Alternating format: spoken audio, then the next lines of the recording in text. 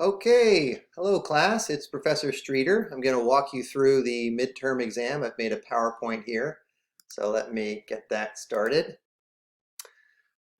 All right, so this is a brief explanation of the ethics midterm exam. It is due, first thing, it's due on Wednesday, April 1st by 2 p.m. And so you're going to submit it to the D2L assignment folder. And I will show you how to do that at the end of this video. There's two parts to the exam. First part, part A, is worth 10 points, just short answer questions. I've got 21 questions here, but you're only choosing 10 to write about. And I'm asking you to write a complete paragraph in your own words, response to 10 of those questions. So 10 paragraphs in total for part A. And make sure to give evidence for your review. You can either cite a direct quote with a page number or paraphrase with a page number.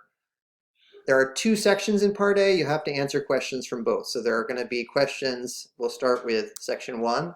These are questions from the ethical life, and you have to answer at least one question from this section. Let's start. I'll just read the first one. What does Aquinas mean by natural law? How does Aquinas respond to the objection that, quote, it would seem that there is no natural law in us? That's on page 86 in the ethical life. In other words, what is one of his replies to that objection?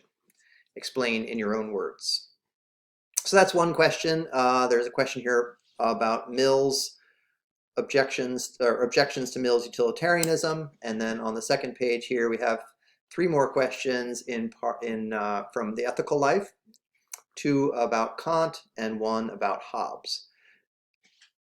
Okay, so that's the first section of Part A. Again, you have to answer at least one of those first 5 questions.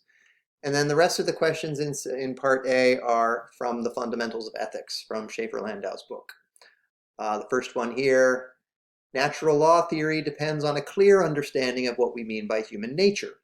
What are the different conceptions of human nature that Schaefer-Landau considers? What is the concept of human nature that natural law theorists rely upon in their ethics? So that's from chapter 6 in Schaefer-Landau's Fundamentals of Ethics, and that's one of the questions in section A2. Again, you only have to answer 10 questions from part A, and so you need to go through and decide which ones you feel most comfortable with.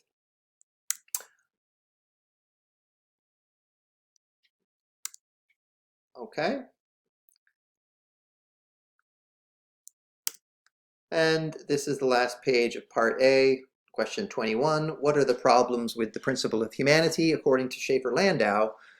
Which poses the biggest problem for Kantian ethics and why? Which problem poses the biggest problem for Kantian ethics and why? Okay, so that's the end of Part A. Part B is also worth 10 points, and I've given you an essay topic, and you choose an essay topic and write a short 375 to 500 word response. That's about 1.5 to 2 pages, double spaced. And you're responding to one of the following prompts on the next slide. Your essay should contain an introduction, body paragraph, or more than one, and a conclusion. It should also contain page references for indirect or direct quotations. So make sure to cite your sources in the essay. Okay, so pretty straightforward. The first one, you can go back to Part A and choose a question that you skipped and develop a short essay response to that question. If there's a question in Part A that you think is especially interesting, you can develop that into a longer essay response. Or you can choose prompt 2, which is a little more complicated. There's a handout that you can find on the D2L assignment folder along with the exam, and it's also here on a slide in this PowerPoint. And the handout is from an author named Julian Baggini, and he has these 4 thought experiments, and we'll look at them in a moment. But the topic here is to choose one of those thought experiments and write a response to it.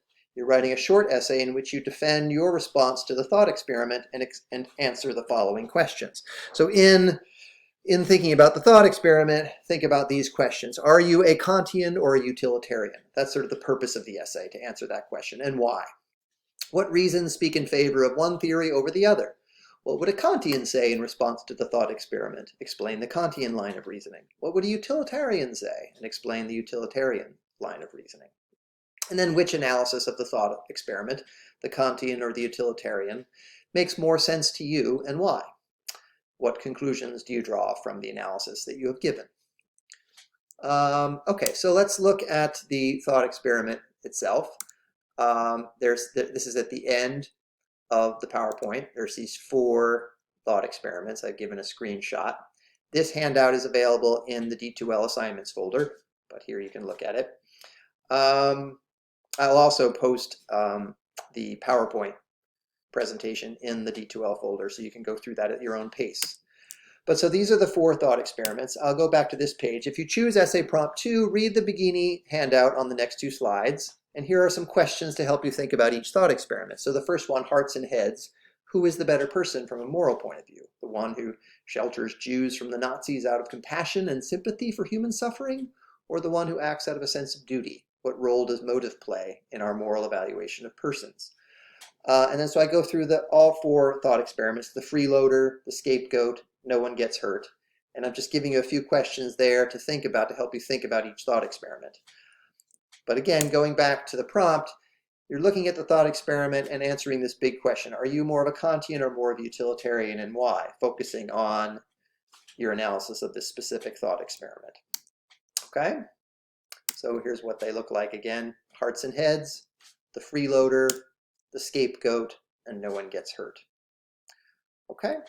So let me now go to the, here I am again, to your D2L page, just to show you what to do when you've finished the exam and you have it ready to submit. So that should be either a PDF file or a docx file. You go to assessment here in the assignments link. And here I'll make this full page. And so inside the assignments folder, this is the essay assignment folder that I've already asked you to submit to. And then here's the midterm assignment folder. And I'll just show you what it looks like here. Here's the instructions. You might have a slightly different view, but the instructions, the midterm exam is attached to this folder as a PDF and PowerPoint presentation. And then here are all the attachments, the midterm itself, the PowerPoint of the midterm, the handout from Bikini, and I will add a link to this video as well. In fact, let me go into student view, see how it looks for you. I don't think it's available yet. No, it's not. So right now it says that it's opening on March 23rd at 12 p.m. But when it opens, it will look more or less like you see here in my page.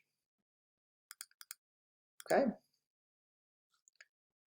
And so once you're in here, you'll be able to make a submission directly into this folder. Okay? If you have any questions, you can always email me